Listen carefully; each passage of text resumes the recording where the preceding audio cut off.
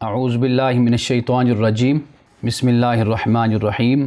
آج بحمد اللہ تعالی ہم سورۃ البقرہ کے رکوع نمبر 11 کے سوالات پر بات کر رہے ہیں، اور اس رکوع میں جو مجھے سوالات موصول ہوئے وہ تقریباً کوئی 12 سوالات ہیں۔ چند سوالات کا مختصر جواب ہے اور چند سوالات تفصیل طلب ہیں۔ سب سے پہلا سوال یہ ہے کہ سورۃ البقرہ کے رکوع نمبر 11 کے آغاز میں ہی، یعنی آیت نمبر ہے 87، اس میں روح القدس کا لفظ آیا ہے، روح القدس۔ اللہ سبحانہ و تعالیٰ نے فرمایا وَلَقَدْ آتَيْنَا مُوسَى الْكِتَابَ، اور البتہ تحقیق ہم نے دی موسیٰ کو کتاب، وَقَفَّيْنَا مِن بَعْدِهِ بِالرُّسُلِ، اور ہم نے اس کے بعد پھر پے در پے رسولوں کو بھیجا۔ حضرت موسیٰ علیہ السلام کے بعد ہی داؤد، سلیمان، یوشع، الیسع اور دیگر انبیاء حضرت موسیٰ علیہ السلام کے بعد ہی آتے ہیں۔ تو اللہ نے یہ فرمایا کہ موسیٰ کے بعد ہم نے پے در پے رسولوں کو بھیجا۔ وَآتَيْنَا عِیسیٰ ابْنَ مَرْیَمَ الْبَیِّنَاتِ، اور ہم نے دی عیسیٰ ابن مریم کو نشانیاں، بینات، کھلے دلائل۔ بیان، بین، تبیین، یہ الفاظ ہم بولتے رہتے ہیں۔ بیان دینا، جیسے ہم کہتے ہیں کہ ایک بیان ان کی طرف سے آیا ہے، تو بیان سے مطلب یہی ہوتا ہے وضاحت، ایک چیز کو واضح کرنا، تو اسی سے بینات، بینہ ہے۔ وَأَيَّدْنَاهُ بِرُوحِ الْقُدُسِ، اور ہم نے اس کی تائید کی روح القدس کے ذریعے سے۔ قوم یہود حضرت مسیح علیہ السلام پر جو وحی اترتی، کلام اترتا، اور جو اللہ سبحانہ و تعالیٰ نے آپ کو معجزات عطا کیے تھے، ان کے بارے میں قوم یہود کا کہنا یہ تھا کہ کوئی بھوتوں کا کوئی سردار ہے، کوئی بڑا جو بھوت ہے، جن ہے، وہ حضرت مسیح علیہ السلام کی مدد کرتا ہے۔ اور اسی طرح رسول اللہ صلی اللہ علیہ وسلم کے بارے میں بھی ان کا یہی کہنا تھا، کبھی کاہن، کبھی شاعر، اور کبھی یہ کہ نعوذ باللہ مجنون ہے، قرآن پاک نے یہ بھی بیان کیا۔ اور اسی طرح کوئی جن ہے کہ جو تعلیم دیتا ہے، یا کوئی نوجوان اجمی ہے وہ آتا ہے، وہ سکھاتا ہے یہ کلام۔ تو اس طرح کے الزامات ان کی طرف سے لگتے رہتے تھے۔ تو حضرت مسیح علیہ السلام پر بھی یہی الزام تھا، تو اس کا جواب پھر یہ دیا اللہ تعالیٰ نے کہ مسیح علیہ السلام کی جو تائید ہے وہ روح القدس کے ذریعے سے ہوئی۔ اب روح القدس سے مراد، یعنی ترجمہ ہم کریں تو کہہ سکتے ہیں کہ پاکیزہ روح، پاک روح جو اللہ کی طرف سے آتی ہے، یعنی جبریل علیہ السلام۔ حضرت جبریل کو روح الامین بھی کہا گیا ہے، اور بعد کے نزدیک یہاں پر روح القدس سے مراد انجیل بھی ہے، یعنی حضرت مسیح علیہ السلام، یعنی حضرت عیسیٰ علیہ السلام پہ جو کتاب اتاری گئی وہ کتاب انجیل، اس کے ذریعے سے بھی حضرت مسیح علیہ السلام کی تائید اللہ تعالیٰ نے کی، اللہ تعالیٰ نے مدد کی۔ تو لہٰذا روح القدس جب بھی آپ قرآن مجید میں پڑھیں تو اس سے مراد یہی ہے کہ اللہ سبحانہ و تعالیٰ نے روح القدس یعنی جبریل کے ذریعے سے مدد کی، تائید کی حضرت مسیح علیہ السلام کی۔ اور اسی طرح سورۃ النحل کی آیت نمبر ہے 102، 102، تو وہاں پر بھی اس بات کو بیان کیا کہ قُلْ نَزَّلَهُ روح القدس من ربک بالحق، کہ نبی صلی اللہ علیہ وسلم کہہ دیجئے کہ نازل کیا اس نے روح القدس کو، یعنی نازل کیا اس پہ روح القدس نے اپنے رب کی طرف سے ساتھ حق کے۔ یعنی یہ بھی کفار کی طرف سے اعتراض تھا، یہود و نصارہ کی طرف سے، کہ بھئی قرآن مجید جو نازل ہوا ہے یہ کیوں رسول اللہ صلی اللہ علیہ وسلم پہ نازل ہوا، اور وہ کہتے کہ نعوذ باللہ یہ افترا باندھا ہے، یعنی جھوٹ ہے یہ۔ تو اس سے پہلی والی آیت یعنی 101 آیت کو پڑھا جائے تو وہاں پر اسی بات کو بیان کیا کہ اللہ نے فرمایا کہ ہم آیت کی جگہ آیت کو لاتے ہیں، یعنی مراد یہ ہے کہ یہ سلسلہ نبوت و رسالت یہ ہم نے جاری رکھا ہوا ہے، تو ہم آخری نبی حضرت محمد صلی اللہ علیہ وسلم کو بھیجنے والے ہم ہیں، یعنی وَمَا كُنْتُ بِدْعًا مِّنَ الرُّسُلِ۔ رسول اللہ نے، اللہ پاک نے کہا کہ آپ یہ کہہ دیجئے کہ میں کوئی رسالت میں کوئی نیا نہیں ہوں، مجھ سے پہلے بھی رسول آتے رہے، اور اس لیے پہلے حضرت موسیٰ علیہ السلام کا بھی یہاں پر ذکر ہوا۔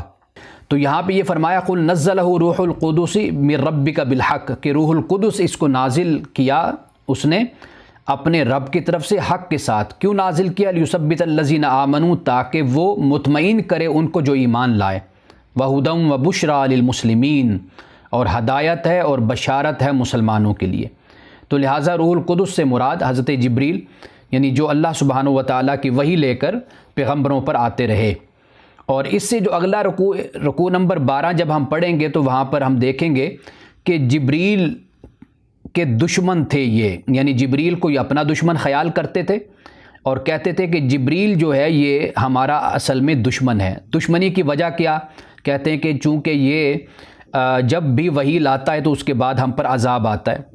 اچھا، اب آپ دیکھیے کہ اپنے کارکردگی، اپنا کردار اور اپنا احتساب نہیں کرنا، دوسروں پر الزام دھرنا ہے کہ بھئی چونکہ جبریل جب بھی قرآن لایا یا تورات آئی یا کبھی کسی پیغمبر پر بھی وحی اتری، رسول پر، تو اس کے بعد پھر اللہ کی طرف سے عذاب آیا، کیونکہ یہ جبریل کے آنے پر ہی عذاب آتا تھا.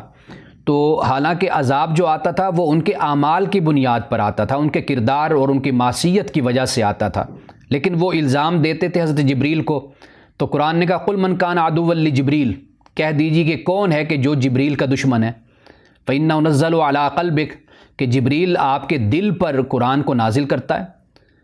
تو یہاں پر اگلے رکوع میں ہم تفصیل کے ساتھ مزید، یعنی وہ پہلی آیت ہی یہی ہے حضرت جبریل علیہ السلام کے حوالے سے.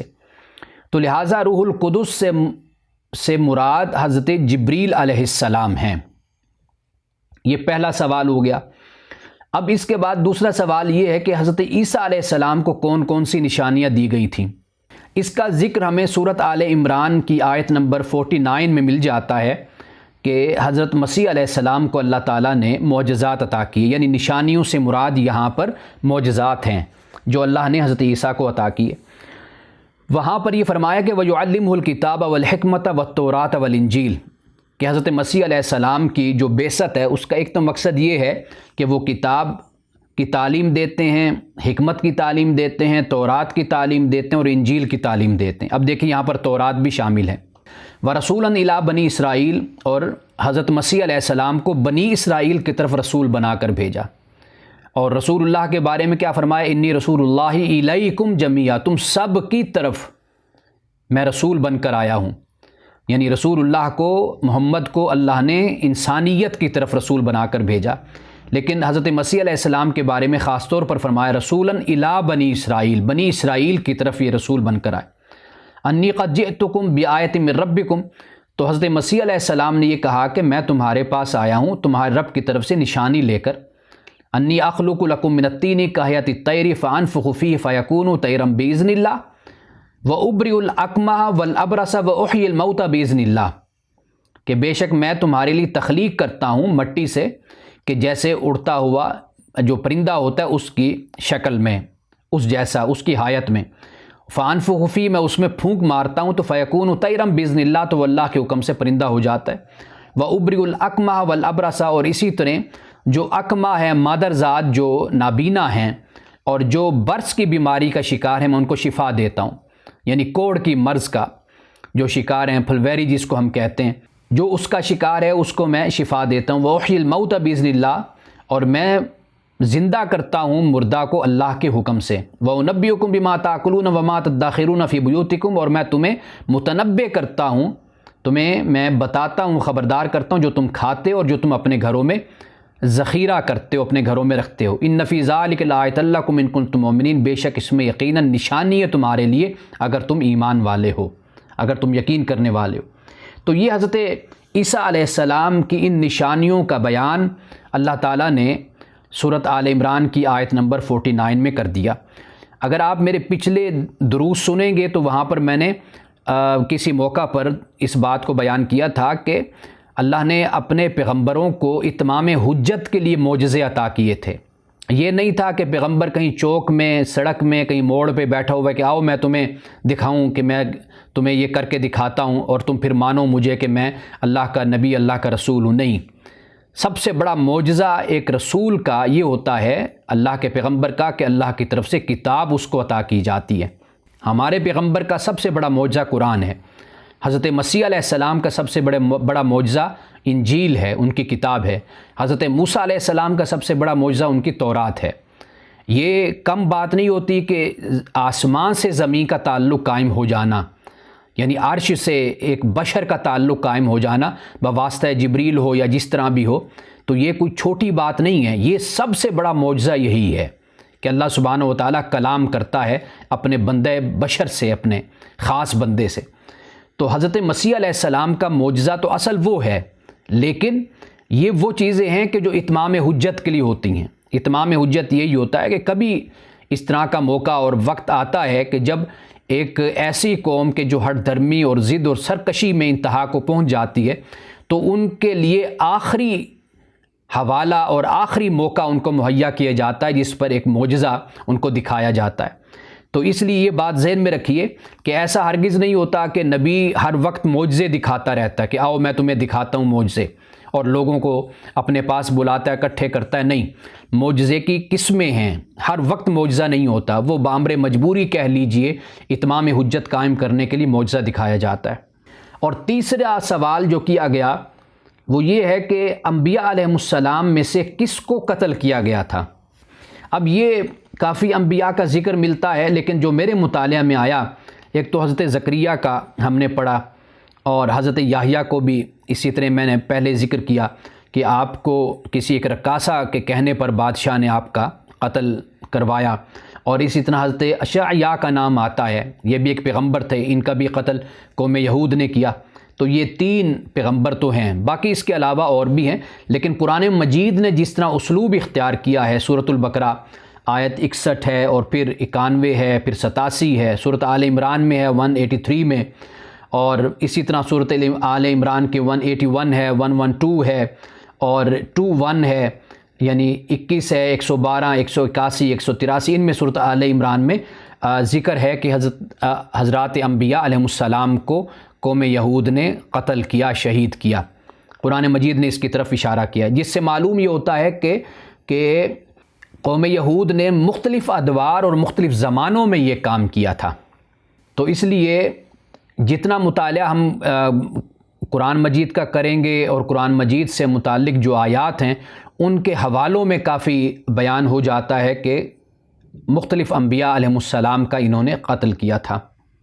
اور چوتھا سوال جو ہمارے سامنے آتا ہے وہ یہ ہے کہ قرآن مجید میں سابقہ جو واقعات ہیں، جو قصے ہیں، ان کو بیان کرنے کا مقصد کیا ہے؟ یہ سوال اس حوالے سے بہت اہم ہے۔ کفار کہا کرتے تھے کہ قالوا اساطیر الاولین، ان کا کہنا یہ تھا کہ یہ قرآن کیا ہے، یہ تو پہلوں کے قصے کہانیاں ہی بیان کرتا رہتا ہے۔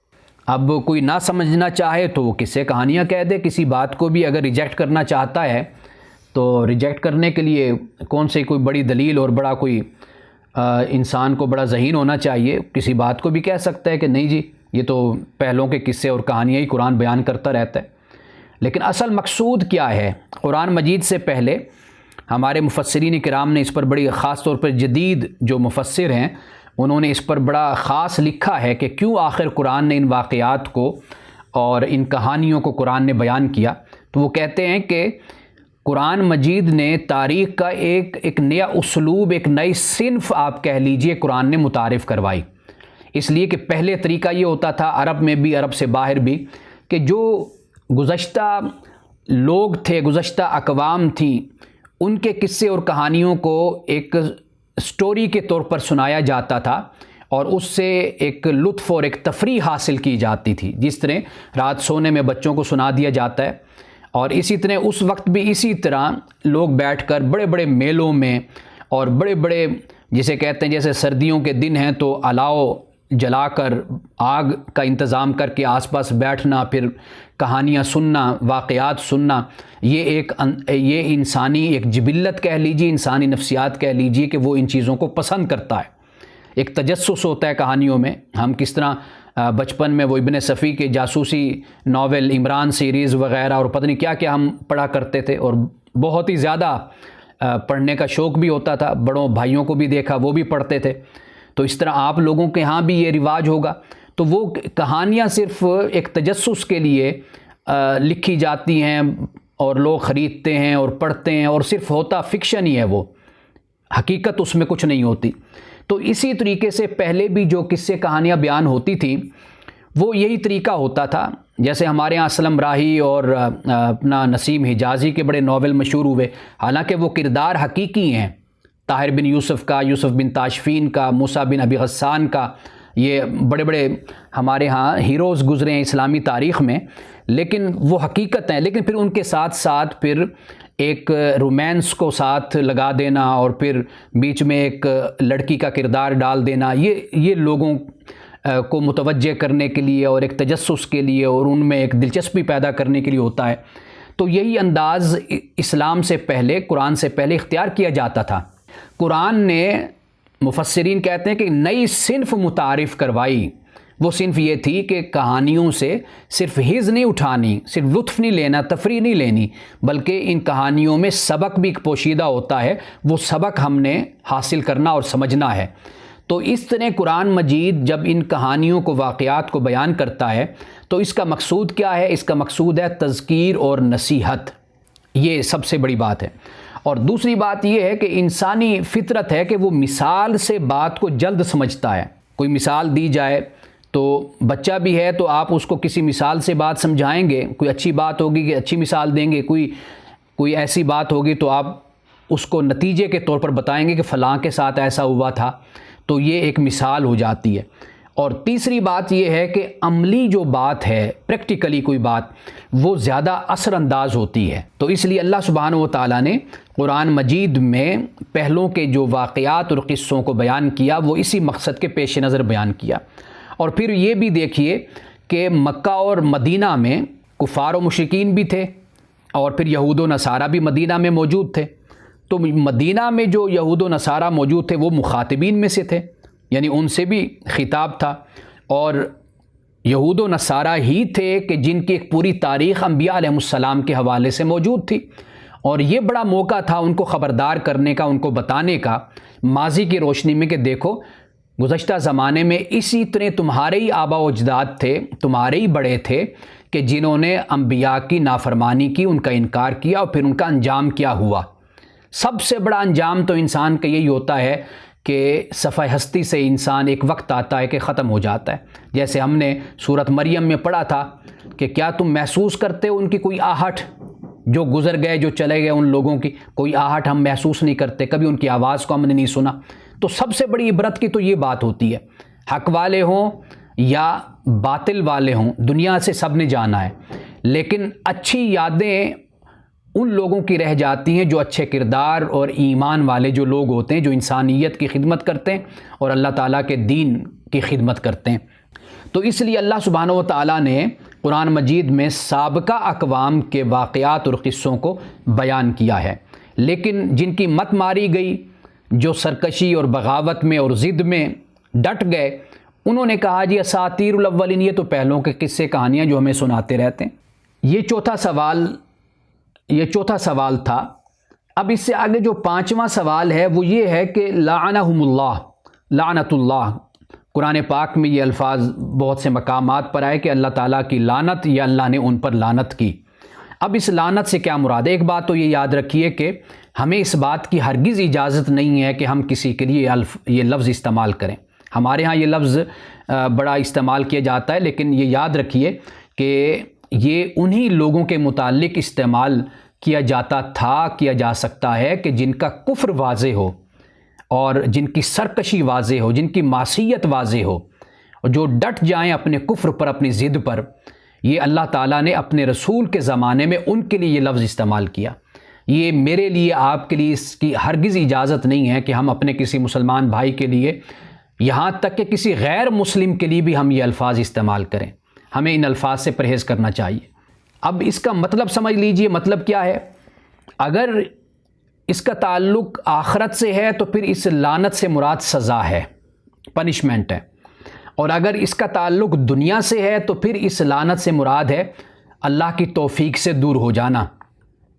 اور میں یہ ہدایت کا مطلب آپ کو کسی اور موقع پر شاید بتا چکا یا نہیں، میں ایک دفعہ پھر آپ کے سامنے اس کے مختلف معنی بیان کر دیتا ہوں. ہدایت کا ایک مطلب تو یہ ہوتا ہے کہ انسانوں کی رہنمائی اللہ نے کی. الذی اعطی کل شیء خلقہ ثم ہدی، اللہ نے ہر شے کو پیدا کیا، تخلیق کیا اس کو، پھر اللہ تعالیٰ نے ہدایت دی. ہدایت یہی کہ انسان کی جبلت، انسٹنکٹ انسان کی وہ یہی ہے، یعنی حیوان کی بھی ایک جبلت ہے، ایک انسان کی جبلت ہے، سب کی ایک جبلت ہے، وہ یہی ہے کہ ہم جب بچے ہوتے ہیں، بڑے ہوتے ہیں تو ہم خشکی کی طرف جاتے ہیں، پانی کی طرف نہیں بھاگتے۔ لیکن آپ یہ دیکھیے کہ جو بطخ کا بچہ ہوگا وہ پانی کی طرف جائے گا، شیر کا بچہ ہوگا تو وہ گوشت کھائے گا، یعنی یہ مختلف ہماری جبلتیں ہو جاتی۔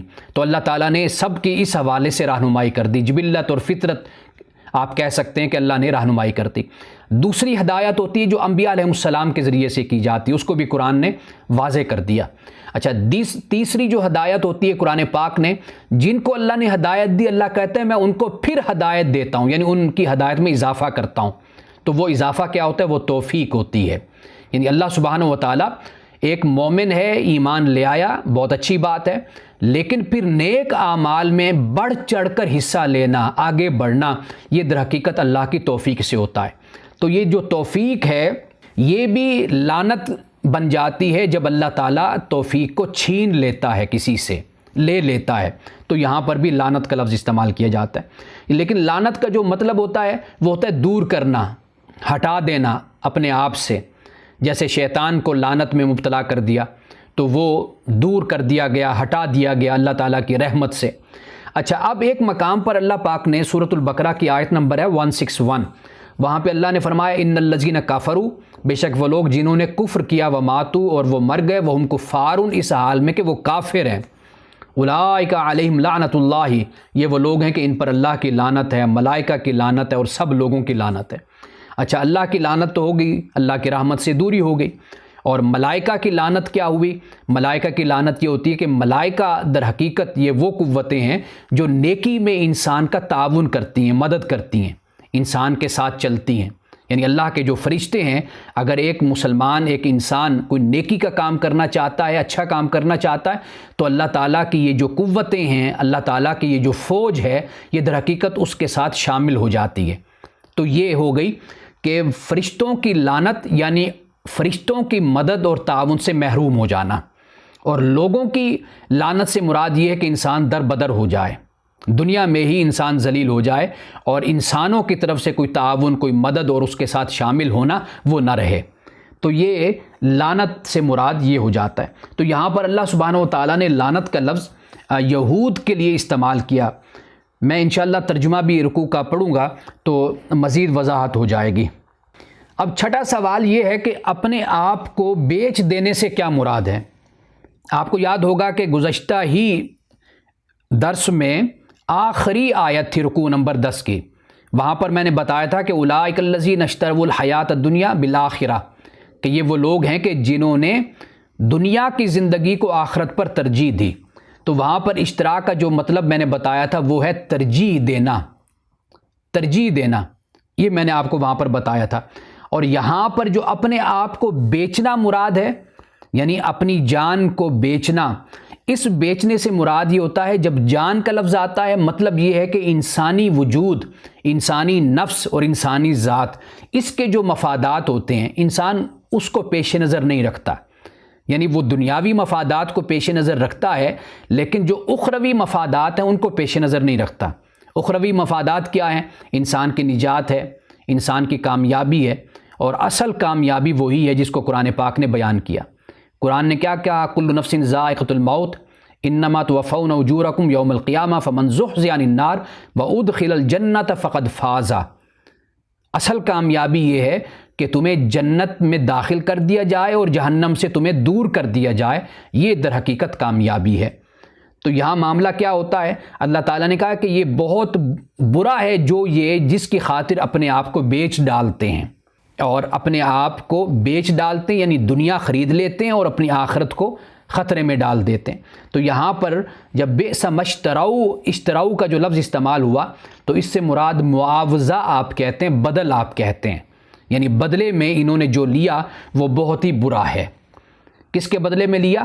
آخرت کی نجات کے بدلے میں، اخروی نجات کے بدلے میں، اور اپنے دنیاوی مفادات کو انہوں نے حاصل کر لیا لیکن اخروی مفادات کو چھوڑ دیا۔ تو یہاں پر اپنے آپ کو بیچ دینے سے یہی مراد ہوتا ہے، اس لیے کہ انسانی جان اور انسان کی اپنی ذات، سب سے بڑا مفاد انسان یہی سوچتا ہے کہ مجھے جسمانی طور پر، مادی طور پر مجھے کیا فائدہ ہے، یہ انسان اس کا اسیر ہوتا ہے، اس کا قیدی ہوتا ہے۔ لیکن جب انسان کا مقابلہ ظاہری اور مادی مفاد کے مقابلے میں اخروی مفاد کا ہو تو پھر انسان کو یہ چاہیے کہ وہ اخروی مفادات کو ترجیح دے اپنے جسمانی مفادات پر اور مادی مفادات پر۔ یہ اس بات کو یہاں پر آیت نمبر 90 میں، یعنی سورۃ البقرہ کی آیت نمبر 90 میں اسی بات کو بیان کیا گیا۔ سوال نمبر 7 ہے کہ یہودیوں کا بغض جو ان کے ایمان لانے میں رکاوٹ تھا وہ کیا تھا؟ سمپل سی بات ہے، جو ان کا بغض تھا وہ یہ کہ محمد رسول اللہ صلی اللہ علیہ وسلم بنی اسماعیل سے تھے، آپ بنی اسحاق سے نہیں تھے، یعنی اسرائیل سے نہیں تھے، آپ حضرت اسماعیل علیہ السلام کی لڑی سے تھے، ان کے خاندان سے تھے۔ بس ان کو یہ بغض اس وجہ سے تھا چونکہ ان پر نسلی عصبیت وہ چھائی ہوئی تھی، اور یہی نسلی عصبیت ہی ان کی ضد اور سرکشی کی وجہ بنی، جس کی وجہ سے انہوں نے رسول اللہ صلی اللہ علیہ وسلم کا انکار کر دیا۔ ورنہ رسول اللہ کی آمد سے پہلے مدینے والوں کو وہ یہی کہتے تھے کہ ایک نبی نے آنا ہے، ایک رسول نے آنا ہے اور ہم اس پر ایمان لائیں گے، بڑی خبریں دیتے تھے مدینے والوں کو۔ اور صحابہ جو دوڑ کر مسلمان ہوئے وہ اسی لیے مسلمان ہوئے تھے، ان کا خیال یہ تھا کہ وہ آپس میں کہتے تھے کہیں یہ نہ ہو کہ یہودی دوڑ کر جا کر پہلے ایمان لے آئیں اور سبقت لے جائیں ہم سے، چلیں ہم پہلے جا کر ان پہ ایمان لاتے ہیں۔ اور پھر واپس آ کر ان کا خیال تو صحابہ کا یہی تھا کہ یہودی تو کہیں گے کہ جی بالکل ہم ایمان لاتے ہیں اور ہم اس بات کو مانتے ہیں، لیکن مسلمانوں کے حیرانی کی کوئی حد نہ رہی کہ جب واپس آئے تو پتہ چلا کہ جی یہود تو مکر گئے اس بات سے اور عصبیت کا شکار ہو گئے ہیں، تعصب کا۔ وجہ کیا ہے؟ وجہ یہ ہے کہ جی یہ بنی اسماعیل سے آ گئے، یہ ہم میں سے نہیں آئے، ہماری نسل سے نہیں ہیں۔ تو یہ جو نسلی مسائل ہوتے ہیں نا ذات پات کے، یہ کبھی پاکستان کے علاقوں میں، مختلف علاقوں میں جو ذات پات کا تصور ہے اور رشتوں کا جو تصور ہے وہ آپ کبھی دیکھیں نا تو آپ کو اندازہ ہوگا کہ لوگ کتنے اچھے اچھے رشتوں کو صرف اس لیے ریجیکٹ کر دیتے ہیں کہ جی وہ ہماری ذات سے نہیں ہیں۔ اعلیٰ کردار، اعلیٰ تعلیم، شکل و صورت بھی اچھی، مال و دولت بھی، سب کچھ اللہ تعالیٰ نے نوازا ایک نوجوان کو، لیکن اس کا رشتہ اس لیے قبول نہیں کیا گیا کہ چونکہ یہ ہماری ذات سے نہیں ہے، جی ہمیں اپنی ذات کا رشتہ چاہیے۔ تو یہ جو نسلی معاملہ ہوتا ہے اور ذات پات کا، یہ ذرا کبھی ایسے لوگوں سے واسطہ پڑے تو اندازہ ہوتا ہے کہ یہ دین، مذہب، اخلاقیات ان کی نظر میں کوئی اہمیت نہیں رکھتے۔ اہمیت صرف اس بات کی ہے جی ہماری ذات کا کوئی بندہ ہمیں ڈھونڈ کر دیں، کوئی رشتہ ہمیں ملنا چاہیے۔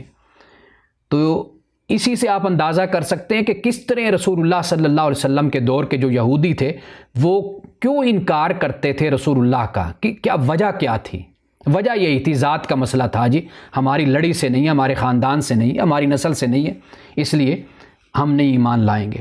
اور اتنی بڑی حقیقت کہ ابھی میں آپ کو بتاؤں گا کہ وہ اس بات کو مانتے تھے۔ یہ وہ مقام ہے، شاید میں نے پہلے بھی اس کا ذکر کیا، کہ رسول اللہ صلی اللہ علیہ وسلم کی آمد سے پہلے ان کی لڑائی کسی قبیلے سے اور کسی گروہ سے ہوتی تھی تو انہیں کہتے تھے کہ ایک پیغمبر آنے والا ہے، وَكَانُوا مِن قَبْلُ يَسْتَفْتِحُونَ، کہ پھر ہم اس پیغمبر کے ساتھ مل کر پھر ہم مقابلہ تمہارا کریں گے تو فیصلہ ہمیں ہوگا، یعنی پھر ہم تم پر کامیابی اور تم پر فتح حاصل کریں گے۔ تو اس حد تک ان کو یقین تھا، لیکن کس چیز سے انکار کر دیا؟ صرف اس وجہ سے کہ جی ہماری نسل سے نہیں ہے، یہ بنی اسرائیل سے نہیں آئے۔ اب 8واں سوال ہے کہ عذاب مہین یہ کون سا عذاب ہے؟ مہین کا لفظ اہانت سے آپ سمجھ لیجئے، اور جیسے عذاب علیم ہوتا ہے، علیم علم سے ہے، اردو میں بھی ہم استعمال کرتے ہیں دردناک عذاب کو علیم کہتے ہیں، اور عظیم آپ جانتے ہیں عظمت، اور عظیم کا لفظ ہم بولتے ہیں، اور اسی طرح یہاں پر ہے عذاب مہین، عذاب جہیم بھی ہوتا ہے۔ اب یہ جو عذاب مہین کہا گیا، اہانت آمیز عذاب، یہ صرف کفار کے لیے ہوگا کہ جنہوں نے پیغمبر کا انکار کیا، پیغمبر کی زندگی کو پایا، پیغمبر کے دور رسالت کو پایا، ان کے سامنے ان کو دیکھا، ان کی مجلسوں کو دیکھا، لیکن پھر بھی محروم رہے۔ اب سوال نمبر ہے 9، آیت نمبر 93 میں 93 میں فوقکم الطور کا لفظ استعمال ہوا ہے۔ رکوع نمبر 8 میں نے اس کی تفصیل بیان کر دی تھی، اور آیت نمبر ہے غالباً 61، اس میں نے آپ کو بتایا تھا کہ فوقکم الطور سے مراد ہمارے بعد مفسرین نے، بلکہ اکثر کہہ لیجئے انہوں نے یہ ترجمہ کیا اس کا کہ اللہ تعالیٰ نے ان کو طور سے ڈرایا، ان کو یعنی ان کے اوپر طور جو پہاڑ تھا وہ ہلتا تھا اور اس طرح حرکت کرتا تھا کہ جس سے ان کے دل میں ڈر بیٹھے اور وہ عہد کر لیں، وعدہ کر لیں۔ تو میں یہ سمجھتا ہوں کہ یہ بات قرآن کی اور اسلام کی جو تعلیم ہے اس کے خلاف ہے، اس لیے کہ ایمان لانے کے حوالے سے ہر انسان کو اختیار ہے، فمن شاء فلیؤمن ومن شاء فلیکفر، جس کا جی چاہے وہ ایمان لائے اور جس کا جی چاہے وہ کافر ہو جائے۔ انسان کو اختیار ہے، ارادہ ہے، جو مذہب وہ چننا چاہے وہ چن سکتا ہے۔ تو اس لیے لا اکراہ فی الدین، قرآن نے کہا کہ دین میں سختی بھی نہیں ہے۔ تو یہ جو کوہ طور کے ذریعے سے ڈرانا بنی اسرائیل کو کہ تاکہ وہ ڈر کر عہد کر لے اور وعدہ کر لے، اور یہ قرآن کے اور اسلام کے اور دین کے مزاج کے یہ خلاف ہے، دین کی تعلیم کے خلاف ہے۔ تو اس لیے میں نے وہاں پر بھی اس بات کو بیان کیا تھا کہ یہ در حقیقت ایک منظر کشی کی گئی، بتایا گیا کہ اس وقت ایسا معاملہ تھا، یعنی جب تمہارے بڑوں نے، تمہارے بزرگوں نے، آبا نے جب عہد کیا تھا تو اس وقت یہ صورتحال تھی، یعنی اس طریقے سے پہاڑ تھا، اس کے نیچے بیٹھے ہوئے تھے، ان کے اوپر پہاڑ تھا، تو وہاں پر بیٹھ کے انہوں نے عہد لیا تھا۔ یہ ایسے ہی ہے کہ جیسے ہم بھی کسی کو کوئی بات یاد کرواتے ہیں تو ہم ایک منظر کشی کے ساتھ بات یاد کرواتے ہیں، یہ بھی ایک تاکید اور اصرار کا انداز ہوتا ہے۔ مثال کے طور پر ہم کسی سے کہتے ہیں بھئی ہاں اس وقت کو تم یاد کرو کہ جب اس حالت میں تم میرے پاس آئے تھے اور تمہاری ضرورت تھی اور تم بڑے پریشان تھے اور وہ دوپہر کا وقت تھا اور جون جولائی کا مہینہ تھا، سخت گرمی تھی، تم میرے پاس دوڑتے ہوئے، یعنی ایک منظر کشی کی جا رہی ہے، اس کو احساس دلوایا جا رہا ہے۔ تو یہی انداز یہاں پر بھی اختیار کیا گیا ہے۔ اس سے مراد ہرگز یہ نہیں ہے کہ اللہ تعالیٰ نے ڈرا دھمکا کر بنی اسرائیل سے عہد لیا۔ اس کی مزید اگر آپ نے تفصیل سننی ہو تو رکوع نمبر 8 کا درس آپ سن لیں، وہاں پہ میں نے اس کو تفصیل سے بیان کیا ہے۔ سوال نمبر 10 یہ ہے کہ آیت نمبر 93 میں اشربو سے کس طرف اشارہ ہے؟ اشربو، کسی نے ان کو بچھڑے کی محبت پلا دی۔ ویسے تو اشربو شرب کو شارب یشرب شربن ہم کہتے ہیں عربی زبان میں، یعنی پینا، جیسے شراب، شرابن طہورا قرآن نے کہا، شراب کا مطلب مشروب ہوتا ہے، یعنی ڈرنک، انسان جو پیتا ہے تو اس کو شراب ہی کہتے ہیں۔ اگرچہ ہمارے ہاں مستعمل یہ لفظ کسی اور مفہوم میں معنی میں استعمال ہوتا ہے، لیکن قرآن پاک نے بھی شرابن طہورا کا لفظ استعمال کیا، یعنی پاک مشروب، اچھا مشروب، یہ قرآن نے استعمال کیا۔ تو جو اشربو ہے یہ سمجھ لیجئے، اس کا مطلب آپ یوں کہہ سکتے ہیں کہ انڈیل دینا۔ یہ جب سرایت جسے ہم لفظ بولتے ہیں، پینیٹریٹ کرنا، جب اس مفہوم کو معنی کو بیان کرنا ہوتا ہے تو اس کو پھر پینے کی چیز سے تشبیہ دی جاتی ہے۔ یعنی اگر کسی کے بارے میں یہ کہا جائے کہ یہ چیز اس میں سرایت کر گئی، پینیٹریٹ کر گئی اور اس پر اثر انداز ہو گئی، تو اس کے لیے پھر یہ شرب کا جو لفظ ہے یہ تشبیہاً استعمال کیا جاتا ہے۔ اور یہاں پر جب بچڑا ان میں رچ بس گیا تو وہاں پر اللہ سبحانہ و تعالیٰ نے پھر اشربو کا لفظ استعمال کیا ہے، یعنی بچڑے کی محبت ان میں رچ بس گئی، اس کے لیے اشربو فی قلوبہم العجلہ، کہ انڈیل دیا گیا ان کے دلوں میں عجل کی محبت کو، اس کی عقیدت کو۔ تو یہاں پر اشربو سے مراد یہ ہے۔ اور سوال نمبر 11 یہ ہے کہ محبت تو دل میں پیدا ہونے والے جذبے کا نام ہے، اس کے لیے اشربو کا لفظ کیوں استعمال کیا گیا؟ چونکہ دو مختلف افراد کی طرف سے سوال آیا تو میں نے دونوں نقل کر دیے۔ ایمانداری کا تقاضا بھی یہی ہے کہ میں دونوں سوال، بے شک یہ ملتے جلتے ہیں لیکن میں نے دونوں کو نقل کر دیا ہے، اس لیے کہ اب یہ جو 11 نمبر سوال ہے اس کا جواب بھی 10 نمبر میں ہی پوشیدہ ہے۔ یعنی محبت تو دل میں پیدا ہونے والے جذبے کا نام ہے، اس کے لیے اشربو کا لفظ کیوں استعمال کیا گیا وہ میں نے بتا دیا کہ شرب یا شرب کا جو لفظ ہوتا ہے یہ ہم تشبیہاً اس کو ہم استعمال کرتے ہیں رچ بس جانے کے لیے، سرایت کر جانے کے لیے۔ تو یہاں پر جو محبت بچھڑے کی ان کے دل میں سرایت کر گئی، جم گئی اور رچ بس گئی، اس کے لیے اللہ سبحانہ و تعالیٰ نے اشربو کا لفظ استعمال کیا ہے۔ آخری سوال بڑا اہم ہے، اور میں تھوڑا سا چاہوں گا کہ میں اس پر تفصیل سے بات کر لوں، وہ یہ ہے کہ فتمنوا الموت کا لفظ استعمال کیا گیا، حالانکہ موت کی خود طلب سے تو منع کیا گیا، اس میں کوئی شک نہیں ہے کہ موت کی طلب سے منع کیا گیا۔ اچھا، اب اس میں آپ یوں کہہ سکتے ہیں کہ اسلام کے مطابق وہ یہ ہے کہ موت کی تمنا نہیں کی جا سکتی مصائب اور آلام اور دکھ کی وجہ سے، دکھ کی وجہ سے موت کی تمنا، موت نہیں مانگی جا سکتی، اس سے منع کیا گیا ہے۔ لیکن رسول اللہ صلی اللہ علیہ وسلم کی ایک بخاری میں ایک حدیث ہے، حضرت انس بن مالک رضی اللہ تعالیٰ عنہ روایت کرتے ہیں، آپ نے یہ فرمایا کہ تم میں سے کوئی شخص کسی مصیبت کی وجہ سے موت کی تمنا نہ کرے، ہاں اگر اس نے ضرور تمنا کرنی ہو یعنی موت کی، تو پھر وہ یوں کہے، کیا کہے؟ اے اللہ، جب تک میرے لیے زندگی بہتر ہے مجھے زندہ رکھ، اور جب میرے لیے موت بہتر ہو تو مجھے وفات دے دے۔ یہ بہت اچھے الفاظ ہیں، بجائے اس کے کہ انسان اپنی زندگی کی ناقدری کرے کسی دکھ کی وجہ سے، کسی مصیبت کی وجہ سے۔ بہت سے لوگ ایسے ملتے ہیں، مجھے میسیج بھی بھیجتے ہیں، کوئی فیس بک پہ رابطہ کرتا ہے، کوئی واٹس ایپ پہ بھیجتا ہے، جی بڑے حالات خراب ہیں، میں بہت تنگ ہوں، بڑے پریشان ہوں، تو ایسے لگتا ہے زندگی میں کوئی سکھ نہیں ہے، اللہ مجھے موت دے، اس طرح کے الفاظ لوگ بولتے ہیں۔ تو ایک خاتون نے اسی طرح کا ایک میسیج مجھے بھیجا پوچھنے کے لیے، تو میں نے انہیں یہی کہا کہ دیکھیں، اللہ تعالیٰ کی بہت بڑی نعمت ہے کہ اللہ نے یہ اولاد ہونا، انسان کے بچے ہیں اور انسان کا گھر ہے، اور اللہ سبحانہ و تعالیٰ نے انسان کو صحت بھی دی ہے، زندگی دی ہے، بہت سی نعمتیں ایسی ہیں کہ جن کو ہم دیکھتے نہیں ہیں، اور پریشان ان کے لیے ہوتے ہیں جو ہمارے پاس جو نعمت نہیں ہوتی۔ تو پھر وہ کسی حد تک وہ بات اس خاتون کو سمجھ آ گئی۔ تو ہماری اصل پریشانی یہ ہوتی ہے جو ہمارے پاس ہے اس کی ہم قدر نہیں کرتے، اور جو نہیں ہے ہم اس کے لیے پریشان ہوتے ہیں۔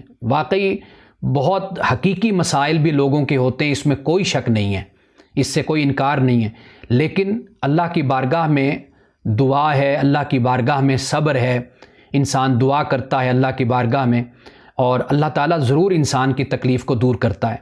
انسانی زندگی میں مختلف مراحل آتے ہیں، سکھ بھی آتا ہے، دکھ بھی آتا ہے، سب کچھ انسان کی زندگی میں ساتھ ساتھ چلتا رہتا ہے، لیکن کچھ لوگ زیادہ پریشان ہو جاتے ہیں، جلد پریشان ہو جاتے ہیں۔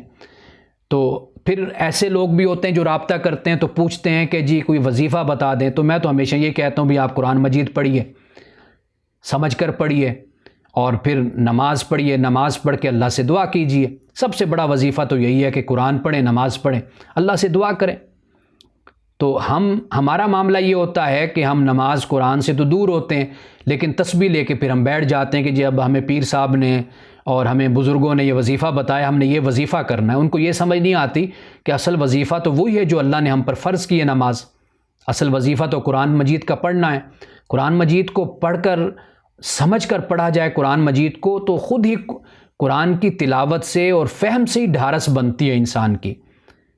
قرآن ہمیں انبیاء علیہ السلام کا بتاتا ہے، رسول کا بتاتا ہے، نیک لوگوں کا بتاتا ہے، اللہ سبحانہ و تعالیٰ کس طرح اپنی معیت، اپنی رفاقت اور اپنا تعلق اپنے بندوں کے ساتھ بیان کرتا ہے قرآن مجید میں، جس سے اتنا انسان کو سکون اور اطمینان حاصل ہوتا ہے جو کسی اور چیز سے حاصل نہیں ہو سکتا۔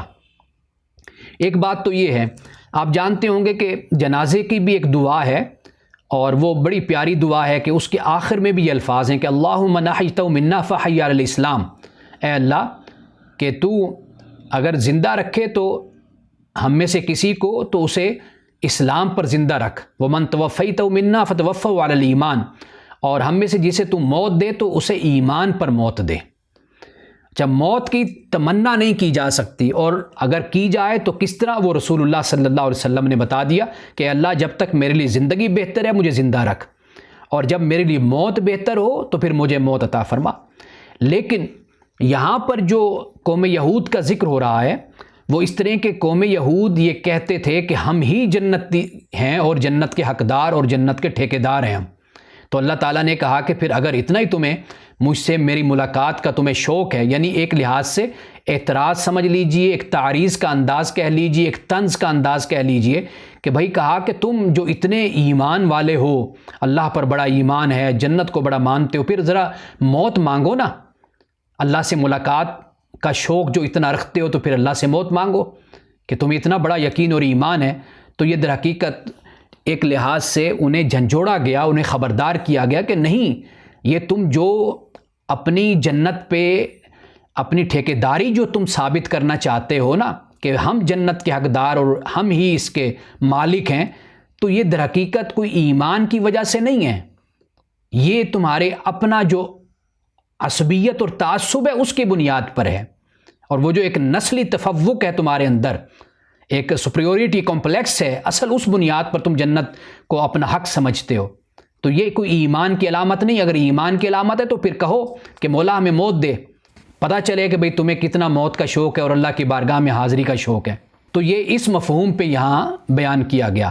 لیکن اگر کوئی شخص، کوئی مومن اللہ کی ملاقات، جنت اور شہادت کے لیے تمنا کرتا ہے، شہادت کی تمنا کرتا ہے، اللہ کی ملاقات اور جنت کی تمنا کرتا ہے، تو اس کی اجازت ہے۔ رسول اللہ صلی اللہ علیہ وسلم نے یہاں تک فرمایا کہ اس ذات کی قسم جس کے قبضہ قدرت میں میری جان ہے، فرمایا کہ میں یہ پسند کرتا ہوں کہ میں اللہ کی راہ میں قتل کیا جاؤں، پھر زندہ کیا جاؤں، پھر قتل کیا جاؤں، پھر زندہ کیا جاؤں، پھر قتل کیا جاؤں، پھر زندہ کیا جاؤں، پھر قتل کیا جاؤں۔ یہ بخاری شریف کے الفاظ ہیں۔ کتنی دفعہ رسول اللہ نے یہ فرمایا، لیکن چونکہ یہ شہادت کا مرتبہ ہے اور اللہ کی راہ میں اپنی جان کو قربان کرنے کا یہ مقام اور مرتبہ ہے۔ اور حضرت عمر کی یہ دعا نقل کی جاتی ہے کہ آپ ہمیشہ یہ دعا کرتے تھے، یا اللہ مجھے اپنی راہ میں، راہ جہاد میں مجھے، اور اپنی راہ میں مجھے موت عطا کر، اور اپنے رسول کے شہر میں مجھے موت عطا کر۔ حضرت انس بن مالک یہ بیان کرتے ہیں، فرماتے ہیں جس شخص کو بھی مرنے کے بعد ثواب مل جائے وہ دنیا میں واپس نہیں جانا چاہتا سوائے شہید کے، کیونکہ شہادت کی فضیلت دیکھنے کے بعد وہ دوبارہ دنیا میں جا کر خدا کی راہ میں مرنا چاہتا ہے۔ یعنی جب اس کو معلوم ہوگا حشر کے دن کہ اتنا بڑا اجر ہے اس کا، تو اس کی خواہش ہوگی میں دنیا میں دوبارہ واپس جاؤں اور پھر میں شہید ہوں۔ اور اسی طرح حضرت عبادہ بن صامت، یہ بھی بخاری شریف کی حدیث ہے، کہ آپ فرماتے ہیں کہ اللہ کے رسول نے فرمایا جو شخص اللہ کے ساتھ ملاقات سے محبت رکھتا ہے، اللہ بھی اس کے ساتھ ملاقات سے محبت رکھتا ہے، اور جو اللہ سے ملاقات کو ناپسند کرتا ہے تو اللہ تعالیٰ بھی اس سے ملاقات کو ناپسند کرتا ہے۔ تو اب آپ یہاں پر دیکھیے کہ موت کی تمنا، یعنی اگر اللہ سے ملاقات کی خواہش اور طلب ہو، اور اسی طرح شہادت کے درجے کی بات ہے اور جنت کی انسان میں خواہش ہے، تو اگر وہ اس لیے دعا کرتا ہے اللہ سے کہ مجھے اپنی ملاقات عطا فرما، تو اس کے مانگنے میں کوئی بھی حرج نہیں ہے، دین میں اس کی اجازت ہے، محبوب ہے یہ عمل۔ لیکن ویسے اگر تنگ ہو کر مانگنا ہے تو وہ میں نے آپ کو بتا دیا۔ لیکن قوم یہود کا معاملہ اس صورتحال سے بالکل مختلف تھا، وہ بھی میں نے آپ کے سامنے جو ان کا نظریہ اور جو ان کی سوچ تھی وہ بھی میں نے آپ کے سامنے رکھ دی ہے۔ اب آئیے میں چاہوں گا کہ ترجمہ ضرور ایک دفعہ پڑھ لیا جائے تاکہ ایک پورا رکوع ہم پر واضح ہو جائے گا۔ فرمایا وَلَقَدْ آتَيْنَا مُوسَى الْكِتَابَ، اور یقیناً ہم نے موسیٰ کو کتاب دی، وَقَفَّيْنَا مِن بَعْدِهِ بِالرُّسُلِ، اور ہم نے پھر اس کے بعد پیدر پہ رسولوں کو بھیجا، وَآتَيْنَا عِيسَى ابْنَ مَرْيَمَ الْبَيِّنَاتِ، اور ہم نے دیا عیسیٰ ابن مریم کو بینات یعنی کھلے معجزے اور دلائل دیے، وَأَيَّدْنَاهُ بِرُوحِ الْقُدُسِ، اور ہم نے اس کی تائید کی روح القدس کے ذریعے سے۔ أَفَكُلَّمَا جَاءَكُمْ رَسُولٌ بِمَا لَا تَهْوَىٰ أَنفُسُكُمُ اسْتَكْبَرْتُمْ، تو کیا جب کبھی کوئی رسول تمہارے پاس وہ چیز لایا جسے تمہارا دل نہیں چاہتا تھا تو پھر کیا کیا؟ استکبرتم، تم نے تکبر کیا۔ یعنی جب بھی کوئی رسول اللہ کی طرف سے کوئی پیغام لایا تو تمہارے دل نے پسند نہیں کیا تو تم نے انکار کر دیا۔ ففریقاً کذبتم، اور بعد فریق نے تم میں سے بعد فریق نے جھٹلایا، اور بعد فریق نے کیا کیا؟ وفریقاً تقتلون، اور بعد فریق قتل کرنے لگے۔ وقالوا قلوبنا غلف، اور کہتے ہیں کہ ہمارے دل تو پردوں میں ہیں۔ بل لعنہم اللہ بکفرہم، بلکہ اللہ نے ان پر ان کے کفر کی وجہ سے لعنت کر دی۔ فقلیلا ما یؤمنون، اور کم ہیں وہ لوگ کہ جو ایمان لاتے ہیں۔ یہاں پر غلف کہا گیا، یہ بھی تکبر کی علامت کہ بھئی ہمیں تو کوئی ضرورت ہی نہیں ہے، ہمارے دل تو ویسے ہی پردے میں ہیں اور تمہاری بات ہمارے پلے نہیں پڑنی، تو لہٰذا آپ اپنی نصیحتیں اپنے پاس رکھیے۔ وَلَمَّا جَاءَهُمْ كِتَابٌ مِّنْ عِندِ اللَّهِ مُصَدِّقٌ لِّمَا مَعَهُمْ، اور جب ان کے پاس کتاب اللہ کی طرف سے آئی، اور وہ کتاب کہ جو ان کے پاس ہے اس کی تصدیق کرنے والی، یعنی قرآن مجید۔ وَكَانُوا مِن قَبْلُ يَسْتَفْتِحُونَ عَلَى الَّذِينَ كَفَرُوا، یعنی جو کافر تھے وہ پہلے وہ کیا کہا کرتے تھے؟ فتح مانگا کرتے تھے. یستفتحون، ہاں، وکانوا من قبل یستفتحون علی الذین کفروا، ان سے پہلے جو لوگ تھے وہ کافروں پر فتح مانگا کرتے تھے. فلما جاءہم ما عرفوا کفروا بہ، پس جب ان کے پاس وہ آ گیا حق، وہ کتاب آ گئی تو پھر کیا کیا؟ عرفوا، جان تو لیا، کفروا بہ، پھر اس کا انکار کر دیا. معلوم بھی ہو گیا کہ یہ وہی حق ہے جو ہم مانگا کرتے تھے اور جس کا ہم کہا کرتے تھے، لیکن پھر انکاری ہو گئے. فلعنت اللہ علی الکافرین، اللہ کی لعنت ہے کافروں پر. بے سمجھترو بھی انفسہم، یعنی کیا یہ چیز بری ہے کہ جس کے بدلے میں انہوں نے اپنے آپ کو بیچ دیا. ان یکفروا، کہ یہ انکار کرتے ہیں، بما انزل اللہ بغین، اس کا کہ جو اللہ نے نازل کیا. کیوں انکار کرتے ہیں؟ بغین، حسد سے، ضد سے انکار کرتے ہیں. اینزل اللہ من فضلی، کہ اللہ نے نازل کیا اپنے فضل سے، علی من یشاء من عبادی، اوپر جس بندے کے چاہا. یعنی وہ یہ چاہتے تھے کہ ہماری مرضی کے مطابق قرآن اترے اور یہ وحی اترے اور ہماری مرضی کے مطابق بندے کو نبی بنایا جائے. تو اللہ نے فرمایا یہ تو اس کی مرضی ہے اللہ کی، وہ اپنے بندوں میں سے جسے چاہتا ہے وہ منتخب کر لیتا ہے. فباؤوا بغضب علی غضب، تو پھر وہ غضب پر غضب میں آ گئے. وللکافرین عذاب مہین، اور کافروں کے لیے اہانت آمیز عذاب ہے، ذلیل کرنے والا عذاب ہے.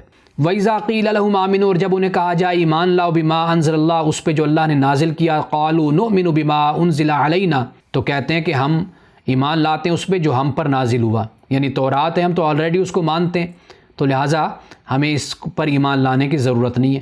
وَيَكْفُرُونَ بِمَا وَرَاءَهُ، اور انکار کرتے اس کا جو اس کے سوا ہے. وَهُوَ الْحَقُّ مُصَدِّقًا لِمَا مَعَهُمْ، حالانکہ یہ حق ہے، تصدیق کرنے والا ہے اس کی جو ان کے پاس ہے. یعنی حضرت مسیح علیہ السلام کی کتاب انجیل، حضرت مسیح تشریف لائے، تورات اور انجیل کی تعلیم دینے والے تھے. رسول اللہ صلی اللہ علیہ وسلم کو جو کتاب دی گئی وہ تورات اور انجیل کی تصدیق کرنے والی کتاب ہے. قُلْ فَلِمَ تَقْتُلُونَ أَنْبِيَاءَ اللَّهِ مِنْ قَبْلُ إِن كُنتُم مُؤْمِنِينَ، کہہ دیجئے کیوں تم اللہ کے نبیوں کو پہلے قتل کرتے تھے اگر تم ایمان والے ہو. یعنی تم جو یہ کہتے ہو کہ جی ہم بڑے ایمان والے ہیں اور ہم وہی پر ایمان لائے ہوئے ہیں، تو پھر تمہارے جو بڑے تھے، تم سے پہلے جو لوگ تھے، وہ بھی تو ایمان لانے کا دعویٰ کرتے تھے لیکن وہ انبیاء کو قتل کرتے تھے. وَلَقَدْ جَاءَكُم مُوسَىٰ بِالْبَيِّنَاتِ، اور تحقیق تمہارے پاس موسیٰ آئے کھلی دلیلوں کے ساتھ. ثُمَّ اتَّخَذْتُمُ الْعِجْلَ مِن بَعْدِهِ، پھر تم نے کیا کیا کہ اس کے بعد پھر تم نے عجل کو معبود بنا لیا. وَأَنْتُمْ ظَالِمُونَ، اور تم ظالم تھے یعنی مشرک تھے. وَإِذَا أَخَذْنَا مِيثَاقَكُمْ وَرَفَعْنَا فَوْقَكُمُ الطُّورَ، اب پھر یہ عہد یاد کروایا گیا کہ جب ہم نے لیا تم سے عہد اور ہم نے بلند کیا تم پر طور کو. خُذُوا مَا آتَيْنَاكُمْ بِقُوَّةٍ وَاسْمَعُوا، لے لو جو ہم نے تم کو دیا قوت کے ساتھ اور سنو. قالوا سمعنا وعصینا، کہا ہم نے سنا اور ہم نے نافرمانی کی. اچھا، اب اس عصینا کے دو مطلب ہو جاتے ہیں، حالانکہ سمعنا کے بعد ہونا چاہیے اطعنا، ہم نے اطاعت کی، لیکن وہ کیا کہتے ہیں؟ عصینا. اب ایک مطلب تو اس کا یہ ہے کہ اللہ تعالیٰ نے سمعنا تو ان کے قول کو بیان کیا، عصینا ان کے فعل کو بیان کر دیا. یعنی کہتے ہیں کہ ہم نے سنا لیکن عمل کیا ہے؟ وہ ہے عصینا، ہم نے انکار کیا، نافرمانی کی.